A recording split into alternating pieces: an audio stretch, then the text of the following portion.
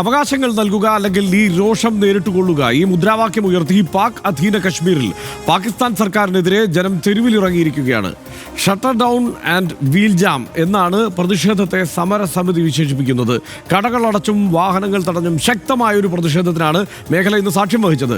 പലപ്പോഴും അത് അക്രമ സംഭവങ്ങളിലേക്കും വഴിമാറി. ബലൂച്ചിനു പിന്നാലെ പാക് അധീന കശ്മീരിലെ ആഭ്യന്തര കലാപങ്ങളും പാകിസ്ഥാൻ സർക്കാരിനെ അസ്വസ്ഥമാക്കുകയാണ്. ആദ്യം RDX റാം. വിവിധ സംഘടനകളുടെ സംയുക്ത സമിതിയായ അവാമി ആക്ഷൻ കമ്മിറ്റിയുടെ നേതൃത്വത്തിലാണ് പാക് അധീന കശ്മീരിൽ പാകിസ്ഥാൻ സർക്കാരിനെതിരായ പ്രതിഷേധം. മേഖലയുടെ സമഗ്രമായ രാഷ്ട്രീയ സാമ്പത്തിക പരിഷ്കാരങ്ങളാണ് പ്രതിഷേധക്കാരുടെ പ്രധാന ആവശ്യം. POK ഭരണകൂടവും കേന്ദ്രമന്ത്രിമാരുമായുള്ള മാരത്തൺ ചർച്ചകൾ പരാജയപ്പെട്ടതിനെ തുടർന്നാണ് പ്രതിഷേധം ശക്തമാക്കാൻ അവാമി ആക്ഷൻ കമ്മിറ്റി തീരുമാനമെടുത്തത്. കടകളടച്ചും വാഹനങ്ങൾ തടഞ്ഞും ആയിരക്കണക്കിന് ആളുകൾ തെരുവിലിറങ്ങി. പാക് അധീന കശ്മീരിലെ ജനങ്ങളെ പതിറ്റാണ്ടുകളായി പാകിസ്ഥാൻ രാഷ്ട്രീയമായും സാമ്പത്തികമായും ഒറ്റപ്പെടുത്തിയിരിക്കുകയാണെന്ന് പ്രതിഷേധക്കാർ ആരോപിക്കുന്നു. പ്രതിഷേധം നേരിടാൻ കനത്ത സന്നാഹങ്ങളാണ് പാക് ഭരണകൂടം വിന്യസിച്ചത്. മേഖലയിൽ വൻതോതിൽ സുരക്ഷാസേനയെ വിന്യസിച്ച് ഫ്ളാഗ് മാർച്ച് അടക്കം നടത്തി. ഇന്റർനെറ്റ് സേവനം പൂർണ്ണമായും വിച്ഛേദിച്ചു. നഗരത്തിലേക്കുള്ള പ്രധാന പാതകൾ ഉൾപ്പെടെ അടച്ചു. സർക്കാരിന്റെ ഇടപെടലുകൾക്കിടയിലും കടുത്ത പ്രതിഷേധങ്ങൾ നടക്കുന്നതിന്റെ ദൃശ്യങ്ങൾ പുറത്തുവന്നു. പ്രതിഷേധം സമാധാനപരവും എന്നാൽ വിട്ടുവീഴ്ചയില്ലാത്തതുമായിരിക്കുമെന്ന് അവാമി ആക്ഷൻ കമ്മിറ്റി വ്യക്തമാക്കി. നിഷേധിക്കപ്പെട്ട മൗലികാവകാശങ്ങൾ വീണ്ടെടുക്കും വരെ പോരാട്ടം തുടരുമെന്നും പ്രതിഷേധക്കാർ പറയുന്നു. RDX rap news Malayalam.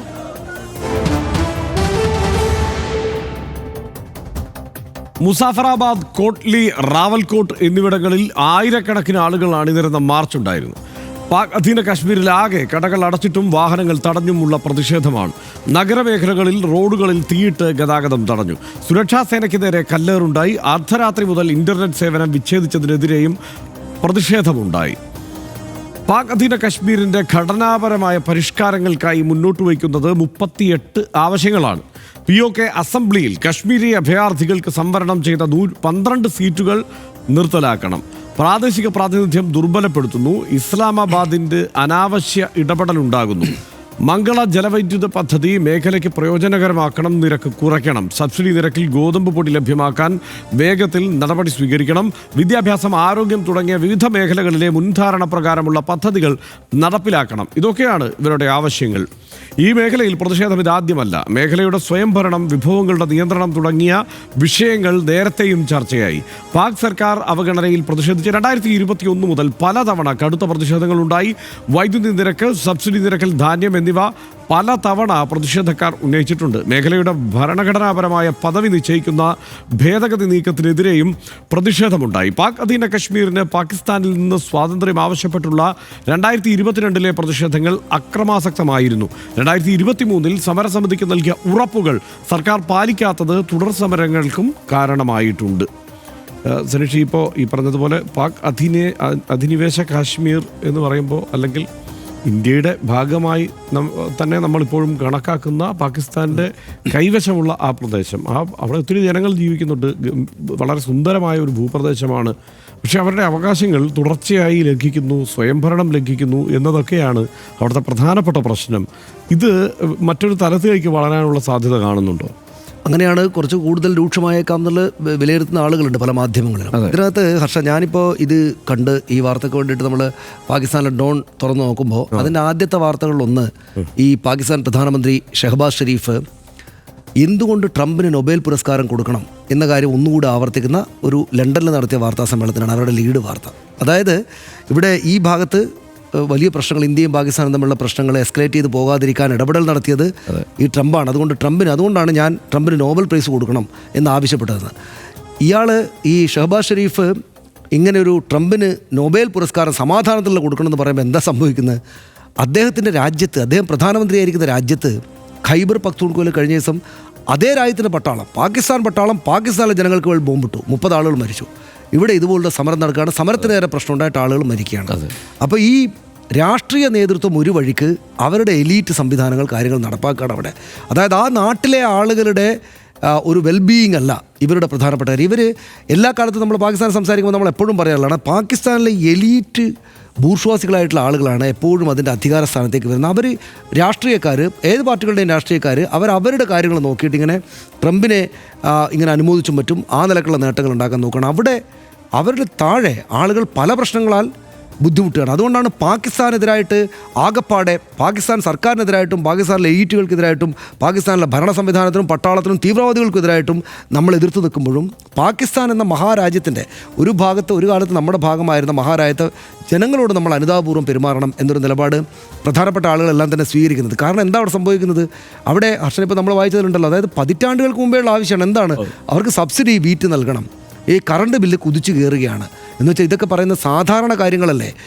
അവിടെ ഈ പ്രധാനപ്പെട്ട മറ്റൊന്ന് അവിടുത്തെ ഈ പാർലമെൻറ്റ് സീറ്റുകൾ, അസംബ്ലിയിലെ സീറ്റുകളിൽ ഈ കശ്മീരിൽ നിന്ന് വന്ന ആളുകൾക്കുള്ള പ്രത്യേക റിസർവേഷൻ നിർത്തലാക്കണം. കാരണം ഇവിടെയുള്ള ഈ പ്രാദേശികമായിട്ടുള്ള ആവശ്യങ്ങൾ അവിടേക്ക് ചെല്ലുന്നില്ല എന്നതാണ്. അത് അവരോടുള്ള ഈ പറയുന്ന ആ സീറ്റിൽ വരുന്ന ആളുകളോടുള്ള വിദ്വേഷം കൊണ്ടല്ല, ആ സീറ്റിലുള്ള ആളുകളെ കൊണ്ട് ഇവർ നടപ്പാക്കുന്നത് ഇസ്ലാമാബാദിലെ കാര്യങ്ങൾ എന്ന് വെച്ചാൽ പാകിസ്ഥാൻ്റെ ഈ എലീറ്റ് ഭരണ നേതൃത്വത്തിൻ്റെ കാര്യങ്ങൾ നടപ്പാക്കാനുള്ള സ്ഥലമായിട്ട് ഞങ്ങളെ മാറ്റുകയാണ്. ഞങ്ങളുടെ പ്രാദേശിക പ്രാതിനിധ്യം അവിടെ ഇല്ല എന്നാണ് ഈ പറയുന്ന ഇവരുടെ അവാമി ആക്ഷൻ കമ്മിറ്റിയുടെ നേതാക്കളും മറ്റും പറയുന്നത്. അപ്പോൾ ഷൗക്കത്ത് നവാസ് മിർ എന്നാണ് ഈ നേതാവ്. 70 വർഷമായിട്ട് ഞങ്ങളിങ്ങനെ അവഗണിക്കപ്പെട്ട് നിൽക്കുകയാണെന്നാണ് അവർ ആവർത്തിച്ച് പറയുന്നത്. ഇതിനേക്കാൾ രൂക്ഷമാകുമോ എന്ന ചോദ്യം, ഹർഷനിപ്പോൾ ഉന്നയിച്ച ചോദ്യം സ്വാഭാവികമായിട്ട് എല്ലാവരുടെയും മനസ്സിലുണ്ട്. അവിടെ ഒരു പ്രശ്നം പാകിസ്ഥാൻ്റെ മുന്നിൽ ഉള്ളത് ഹർഷ നമുക്ക് ഓർമ്മയുണ്ട്. പാകിസ്ഥാൻ 2 രാജ്യങ്ങളായിട്ട് മാറിയതാണ്. ഇതുപോലെ തന്നെ എന്ന് വെച്ചാൽ ഇത് സമാനതകളില്ല. കാരണം ഇത് അതിനോട് ചേർന്ന് നിൽക്കുന്ന നമ്മുടെ പ്രദേശമാണെങ്കിൽ തന്നെയും പാകിസ്ഥാനും കൂടെ കൾച്ചറലി മനസ്സിലാക്കാവുന്ന ഒരു പ്രദേശമാണ്. ബംഗ്ലാദേശായിട്ട് പിരിഞ്ഞു പോയത് 1600 കിലോമീറ്ററോളം ഇന്ത്യ വിഭജിച്ച് കിടന്നിരുന്ന പ്രത്യേകമായുള്ളൊരു ഭൂഭാഗമായിട്ടാണ് പോയത്. പക്ഷേ ഇതുപോലെ അതൃപ്തി വളർന്നിട്ടാണ് അങ്ങനെ ഒരു രാജ്യം വിട്ടുപോയത് എന്ന ഭയം അവർക്കുണ്ട്. അവർ ഇന്ത്യയോട് ചേരാൻ ആഗ്രഹിക്കുന്ന ആളുകൾ ഇപ്പോഴും ഈ കശ്മീർ ഭാഗത്ത് നമ്മൾ ഈ പറയുന്ന ഭൂപ്രദേശത്തുണ്ട്. ഒരുപാട് ആളുകളുണ്ട്. ഇന്ത്യ നമ്മുടെ തന്നെയാണ് ആ പ്രദേശത്ത് കണക്കാക്കിയിരിക്കുന്നത്. പക്ഷേ അവർ സ്വാതന്ത്ര്യത്തിന് വേണ്ടിയിട്ട് കൂടെ സമരത്തിലേക്ക് പോകുമോ? ഈ സമരങ്ങൾ ഇപ്പോൾ ഉണ്ടാകുന്ന സംഗതികൾ രൂക്ഷമായിട്ട് എന്ന കുറച്ച് വൈൽഡായിട്ടാണെങ്കിൽ തന്നെയും അങ്ങനെ ഒരു ആശങ്ക കൂടെ എന്തായാലും ഭരണനേതൃത്വത്തിനുണ്ട്. ഭരണനേതൃത്വം എന്ന് വെച്ചാൽ അവിടെയുള്ള ഭരണനേതൃത്വത്തിന്, മറ്റുള്ളവർ മറ്റേ ട്രംപിന് സമാധാന പുരസ്കാരം കൊടുക്കാൻ വേണ്ടി പോയിരിക്കുകയാണ്. അല്ല, പലപ്പോഴും പല രാജ്യങ്ങളും ഇതുപോലെ ഈ മറ്റേതെങ്കിലും ഒരു രാജ്യത്തിൻ്റെ ഭൂപ്രദേശം പിടിച്ചെടുത്തിട്ടുണ്ടെങ്കിൽ ആ പ്രദേശത്തെ കൈകാര്യം ചെയ്യുന്നത് പല രീതിയിലാണ്. പല ഉദാഹരണങ്ങളും ലോകത്ത് നമ്മൾക്ക് കാണാൻ കഴിയുന്നത് അവിടേക്ക് കൂടുതൽ വികസനം കൊണ്ടുവന്നും കൂടുതൽ റോഡുകൾ പണിതും അവരെ ആ പ്രദേശത്തെ ആളുകളെ വിശ്വാസത്തിലെടുത്തുകൊണ്ട് ആ പ്രദേശത്തെ ശ്രമിക്കുന്ന ഒരു തന്ത്രം. അത് തൊട്ടപ്പുറത്ത് ഇന്ത്യയുടെ ഭാഗം കയ്യേറിയിട്ടുള്ള ചൈന അവിടെ പലതരത്തിൽ ആ രീതിയിലുള്ള പ്രയോഗങ്ങളൊക്കെ നടത്താറുണ്ട്. പക്ഷെ ഇവിടെ അതല്ല പാകിസ്ഥാൻ ചെയ്യുന്നത്. പാകിസ്ഥാൻ പൂർണ്ണമായും അവിടെ ആ ആളുകളെ ഉപേക്ഷിച്ചിട്ടിരിക്കുന്നു എന്നുള്ളതാണ് ഇപ്പോൾ അവർ തന്നെ മുന്നോട്ട് വയ്ക്കുന്ന പ്രധാന കാര്യം. പറഞ്ഞാൽ 70 വർഷമായിട്ട് ഞങ്ങളെ ഇങ്ങനെ കഷ്ടപ്പെടുത്തുകയാണ്. 70 വർഷമായിട്ട് അവിടെ വൈദ്യുതിയുടെ കാര്യത്തിൽ പ്രതിസന്ധിയുണ്ട്, കുടിവെള്ളത്തിൻ്റെ കാര്യത്തിൽ പ്രതിസന്ധി. ഇതിനൊന്നും കുറവുള്ള സ്ഥലമോ ഇതിനൊന്നും ഈ വിഭവങ്ങൾ ഉൽപ്പാദിപ്പിക്കാൻ തക്കവണ്ണമുള്ള എന്തെങ്കിലും പ്രശ്നമുള്ള സ്ഥലമോ അല്ല അത്.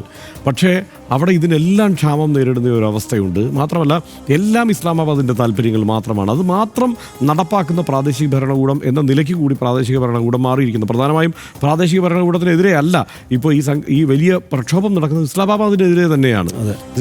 ഇതിൽ എനിക്കതിനകത്ത് കൗതുകകരമായി തോന്നുന്നത് ഈ സമയത്തും ഇസ്ലാമാബാദിന് അവർ ഇപ്പോൾ ഇന്ത്യ ഒരു പക്ഷത്തിപ്പുറത്തുണ്ട് എന്നുള്ളത് കൊണ്ട് തന്നെ ഇസ്ലാമാബാദ് ലോകം മുഴുവൻ നടന്ന് ഒരു വിക്ടിം കാർഡ് കളിക്കാനായിട്ട് അവർക്ക് കഴിയുന്നു. ഒരു പരിധിവരെ ലോകം അവരെ വിശ്വസിക്കുന്നു എന്നുള്ളതാണ് ഇപ്പോഴത്തെ കൗതുകകരമായ സാഹചര്യം, അല്ലെങ്കിൽ സങ്കടകരമായ സാഹചര്യം. ആ രാജ്യത്തിനുള്ളിൽ നടക്കുന്ന പ്രശ്നങ്ങളെക്കുറിച്ച് ആ നിലയ്ക്ക് ലോകം ബോധവാന്മാരല്ലേ? അല്ലെങ്കിൽ ആ കാര്യത്തിൽ എന്താണ് അവർക്ക് ലോകരാഷ്ട്രങ്ങൾക്ക് കൂടി പറയാനുള്ളത് എന്നുള്ള കാര്യത്തിൽ കൂടുതൽ വ്യക്തത വരേണ്ടതുണ്ട്. കാരണം ഇവിടെ ഈ പറഞ്ഞ ഇത് മാത്രമല്ല, അവിടുത്തെ നീതിന്യായ വ്യവസ്ഥയിലടക്കം ഗുരുതരമായ കുഴപ്പങ്ങളുണ്ട് എന്നുള്ളത് ഇവർ മുന്നോട്ട് വയ്ക്കുന്ന ഒരു ആരോപണമാണ്. സൈന്യത്തിൻ്റെ ഇടപെടലുകളെക്കുറിച്ച് ഇവർക്ക് പ്രശ്നമുണ്ട്. ഈ പ്രക്ഷോഭങ്ങളെ അടിച്ചമർത്തുന്ന രീതിയെക്കുറിച്ച് പ്രശ്നങ്ങളുണ്ട്. അവർ ഒരു സമ്പൂർണ്ണമായും ഇങ്ങനെ കീഴ്പ്പെട്ട് ജീവിക്കേണ്ടി വരുന്ന ഒരവസ്ഥ ആ പ്രദേശത്തുള്ളവർക്ക് തന്നെ. സുരേഷ് നേരത്തെ പറഞ്ഞ പോലെ ഞങ്ങൾ ഇതിൻ്റെ ഭാഗമാണോ എന്ന് സംശയമുള്ളവർ ഒത്തിരി പേര് അവിടെയുണ്ട്. അപ്പോൾ അവരെ ആ നിലയ്ക്ക് കൈകാര്യം ചെയ്യുന്നു എന്നുള്ള പ്രശ്നമാണ്. POKയിലെ പ്രതിഷേധങ്ങൾ പെട്ടെന്നുണ്ടായതല്ല. സാമ്പത്തിക ചൂഷണം, ഭരണപരമായ അവഗണന, രാഷ്ട്രീയ അവകാശ നിഷേധം എന്നിങ്ങനെ ജനങ്ങളുടെ ദീർഘകാല അതൃപ്തിയുടെ ബാക്കിയാണത്. അതിനെതിരായ പ്രതിഷേധം മുമ്പും പലവിധം പൊട്ടിപ്പുറത്തു വന്നിട്ടുണ്ട്. എന്നാൽ അത് അന്നത്തേതുപോലെ ഒത്തുതീർപ്പാക്കാവുന്ന സാമ്പത്തിക, സാമൂഹിക, രാഷ്ട്രീയ സാഹചര്യമല്ല ഇപ്പോൾ പാകിസ്ഥാൻ സർക്കാരിന് മുന്നിലുള്ളത്. ബലൂചിസ്ഥാനിലെ അസ്വസ്ഥത, തെഹ്രീക്കെ താലിബാന്റെ ഇടപെടൽ, സിന്ധ് വിഘടനവാദം, ഇതിനെല്ലാം അപ്പുറം സാമ്പത്തിക പ്രതിസന്ധിയും. ഇതിനെല്ലാം ഒപ്പം പാക് അധീന കശ്മീർ കൂടി അസ്വസ്ഥമാകുമ്പോൾ ഷഹബാസ് ഷെരീഫിന് ഭയമേറുകയാണ്. മറ്റെന്തിനേക്കാളും കൂടുതൽ പേടി പാക് അധീന കശ്മീരിലെ പ്രക്ഷോഭങ്ങളിൽ പാകിസ്ഥാൻ സർക്കാരിന് ഉണ്ടാകുന്നതിന് കാരണം അപ്പുറത്ത് ഇന്ത്യ ഇവിടെയുണ്ട് എന്നതുകൂടിയാവണം. അസ്വസ്ഥമായ അയൽപക്കം എന്നത് നമുക്കും നല്ലതൊന്നുമല്ല. അതിർത്തിക്ക് അപ്പുറവും ഇപ്പുറവും സാധാരണക്കാരായ മനുഷ്യർ സമാധാനത്തോടെ തന്നെ ജീവിക്കുന്ന നില പുലരട്ടെ എന്ന് മാത്രം നമ്മൾ ആഗ്രഹിക്കുന്നു. ഇടവേളയിലേക്ക്.